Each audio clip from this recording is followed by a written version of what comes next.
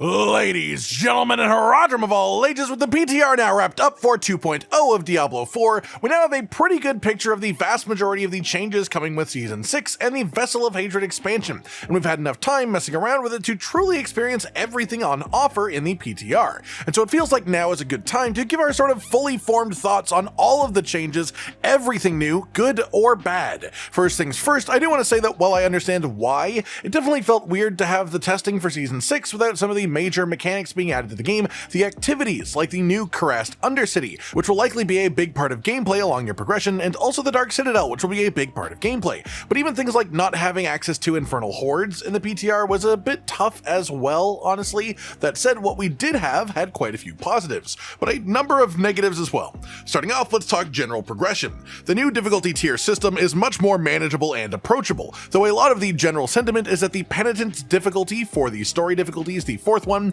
should be available from level 1, so that people who are really confident and comfortable with the game can enter it as soon as they feel strong enough to do so. And if they get their asses kicked, they can go back to a different difficulty on their own choice, rather than being locked off of it for an arbitrary reason. This gives players something to chase with skill and knowledge and test themselves against while leveling. The other big one is that Torment 4 as a difficulty no longer remains a challenge for the real proper blasters, the people in good builds with solid gear supporting it. Of course, in the grand scheme of the player base, that boils down to probably less than 1% of the people that play the game, but it is also important that there remains at least one activity that is just so hard that it challenges even the most geared people around. Like Pit 200 in previous seasons being unattainable was a really big sort of litmus test for the best classes and builds, and for the best players to actually test themselves. We could see the highest achievable tiers for each class, but now every class is capable of completing a tier 100 pit run on the PTR, which is the highest tier that exists. Then it becomes sort of a time trial of who can do it the fastest, and that requires a certain boss, and that may as well just be the gauntlet at that point. I mean, don't get me wrong, it's not fun to wail on a boss for 10 minutes because it's just scaled that ridiculously high, but it's also less engaging if the most difficult version of the most difficult activities are surpassable without even having full ancestral gear, without mercenaries, without perfect masterworking, just with a good enough build concept and decent enough gear built around it. Big request though, is the thing that I have, very simple: add another like 25 pit tiers on top of it, bring it up to 125. That would be a bit of a band-aid fix, sure, but it would probably put it into the realm of being unbeatable, even for the best builds, and then you could lead that into, in a future season, adding something like Torment 5 as a difficulty that is pit tier 100 scales, and give just insane rewards for doing all of the activities on that tier. This would give a real boost to the open world to make it a lot tougher for people with real gear, as well as to the actual boss ladder bosses too. Another one of the main complaints is that actually Torment 4 is the actual drop rates of the ancestral items is super low, so maybe the Torment 5 as a concept could help with that too. Mythic uniques actually drop surprisingly frequently compared to Torment bosses on live servers, which is great, but ancestral legendaries are sort of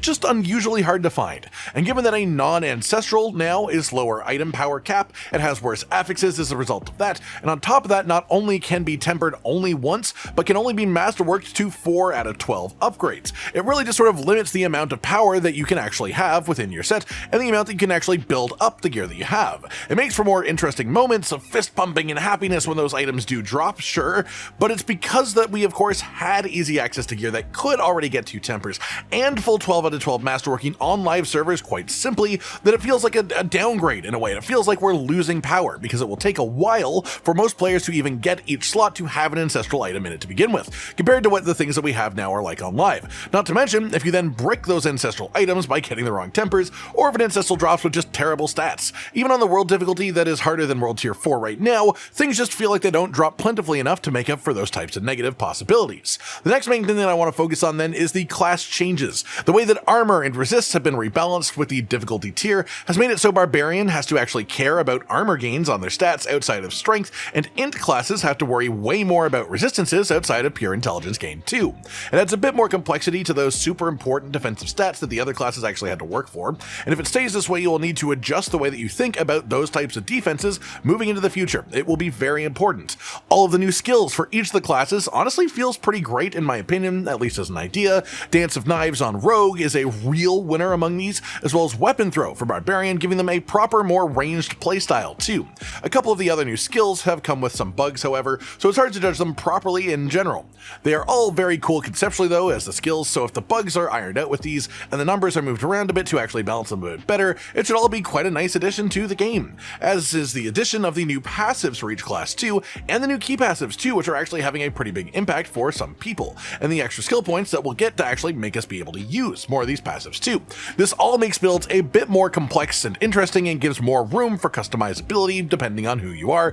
and what you want to build for. Then we have the Paragon Changes, and on the whole, my biggest issue is our number of Paragon points went up by nearly 50%, but we now have a maximum of 5 Paragon boards equipped at the same time, including the starting board, which feels like a real misstep there. By the time you are max Paragon points, you will have the majority of all of your board space filled up on at least a few of your boards, you'll have all of your rare and magic nodes filled out, and you'll definitely have every legendary note in every glyph socket. This is honestly quite limiting as far as the actual ability to customize this compared to the old system, and where the new skills and bonus skill points add complexity to builds, this significantly reduces the complexity. This is a bigger issue for some classes than others, as some have boards with good legendary nodes and good glyph sockets to work around, whereas Sorcerer, for example, often just went for as many boards as possible before. And so now this is significantly just neutering them with this change. And honestly, I would like to see this limit go up to at least 6 boards just because of the amount of Paragon points we have. It just feels really limiting right now. The new changes to the actual Paragon glyphs though, to let them hit legendary rarity at a certain upgrade level and add damage multipliers to each one of them,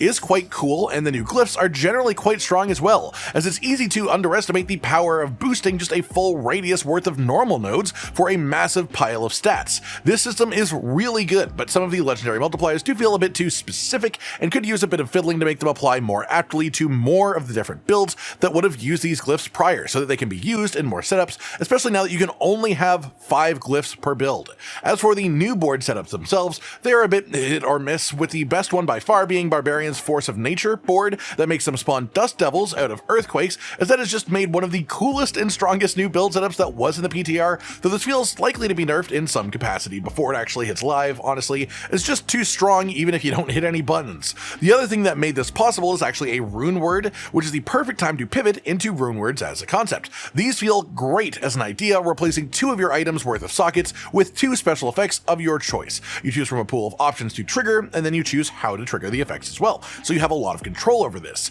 This feels great for the game as a system, it adds some nice depth, but I think in its current state it does feel a little bit half-baked as far as what players are going to choose right now, because the balancing just sort of pushes you towards certain options very clearly. Right now there are a few of the powers that are just way stronger than others. Petrify is a 50% crit damage multiplier bonus when it triggers, as well as a full screen stun, which is absolutely massive for every class, including even Druid, which already has Petrify as an ultimate, to just get to trigger that more frequently, or even be able to mix it with things like Grizzly Rage and Petrify at the same time in the same build. It makes builds that can crit across every class just absolutely nutty when you can get that flowing frequently. The other big one that is tending to catch on a lot is Barbarian Warcry, which no matter what your build, no matter what your class, this gives you Warcry, which is a bonus damage multiplier in itself, but this also makes it activate Berserking for you, which is also a bonus damage multiplier that used to be exclusive to Barbarians, but for every class that isn't Barbarian, that is just an insane bonus damage boost because they won't have Berserking otherwise.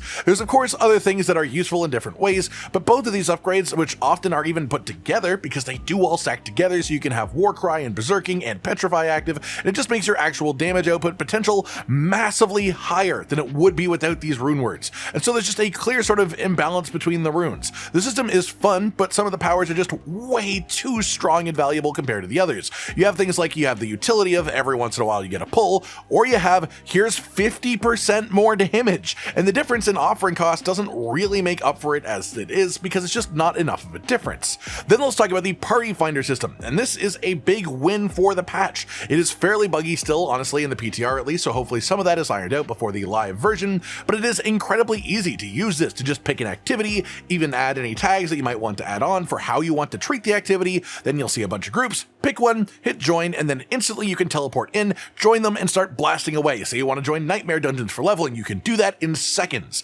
Diablo has for many years been a mostly majorly solo game for most people. It has incentivized solo play but had the option of group play on occasion, but since the start of Diablo 4 they've been really trying to build these social aspects of the group play up with things like world bosses, which are big group events. And honestly, if you want to be efficient with your time playing the game, the Party Finder is going to be a massive tool for you to do so. Not only is clearing all activities in groups faster and more effective the vast majority of the time, but the Party Finder letting you teleport to groups that are already in progress makes it just blazingly quick to get directly into an activity activity without any downtime in the slightest. It's a big win on this one, as far as I'm concerned at least. Past that, it's worth talking about the new mythic uniques that were added to the game, because they absolutely will matter, as mythic uniques are super important to the current state of the game, and with the drop rates being as high as they are on the new Torment 4 difficulty, they will just be even more common than they have been on the live servers this season. The main two that I really want to talk about are the Heir of Perdition, which is a massively useful new helmet. This basically just acts as a 60% bonus damage multiplier constantly,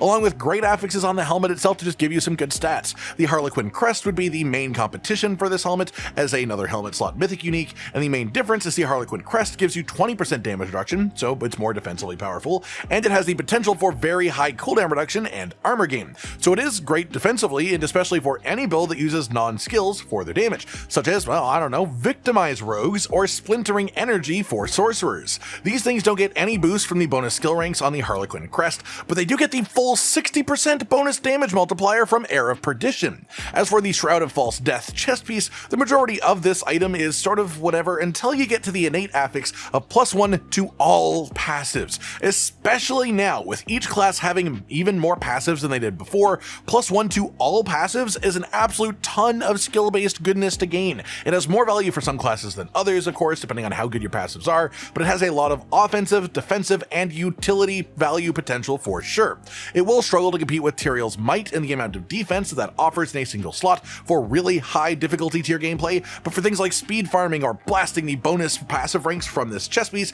will likely be extremely powerful. Then there's also the Shattered Vow polearm, which just sort of executes enemies that have more damage over time than life. This is very buggy on the PTR, which makes it hard to judge properly. You can even equip it on classes that should never be able to, and it makes you unable to use abilities. It's very weird, but at least conceptually this is sort of meh even for Barbarian, especially when competing with the Grandfather, which would be in the same slot. But it does have some interesting potential for Druid, simply due to the lucky hit chance for berserking, which Druid wouldn't normally be able to get at all, and Druid has quite a few strong poison builds that could take advantage of the massive damage over time bonus on the affix too. That said, that is still at the cost of both of your weapon slots, so it's a bit of a tough sell, even with some decent synergy potential. Then we have just the quality of life stuff really. Wardrobe access from character screen is absolutely lovely, as is just having new armor die options in general for free. The new inventory tabs help clear up space quite a bit, and a new stash page would definitely be helpful even if it doesn't fully patch up the problem with the inventory system. One concern that I have is that runes do take up slots, the new actual socketable items.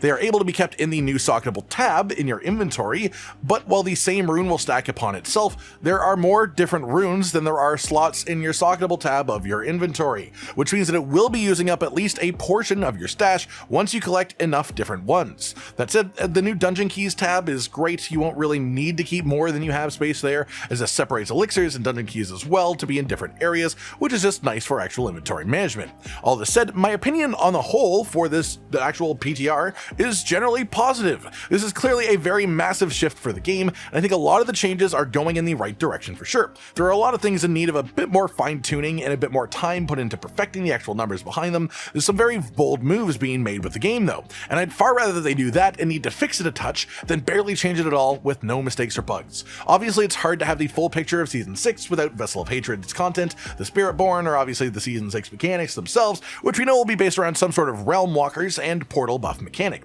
But from what we have right now, it's good, honestly, and I'm looking forward to seeing how much it can evolve before it gets into player hands again in less than a month on release of the expansion, as the previous PTRs have all had some honestly really solid results changing from these actual tests, including the Infernal Hordes, the whole activity last season being completely reshuffled, rebalanced, and reworked as far as the way the activity functioned in the base, the difficulty of it, the density of each wave, and the rewards of it too, which made it just honestly so good, and it became sort of the star of Season 5, honestly. That's the thing that does make me a bit wary though, as us not having Cuirassed Undercity or Dark Citadel within the PTR to test before they go live, as the Infernal Hordes needed a lot of feedback to turn into what it did, even though it did turn into something amazing, and we haven't been able to give feedback on these whole new 2 actual important game activities. But I guess we'll have to wait and see to know actually what those will be like, and if they need that kind of feedback to actually become good. That just about does it for today, and everyone. A more sort of thoughtful, proper review of the Diablo 4 PTR for the 2.0 patch of the game,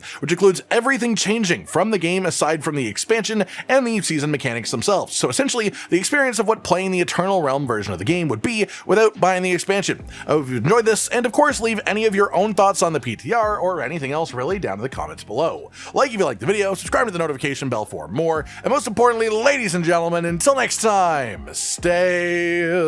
sweet. Josh, Cotton, and Hollow with the videos, dropping the humor like a hammer on your tippy toes, bringing entertainment on a daily arrangement to take our insanity and turn it into entertainment. Yes, I said entertainment twice, to reiterate that it is nice to look into your faces on a mostly daily basis when you let us in your homes to make the whole world a stage. Goodbye.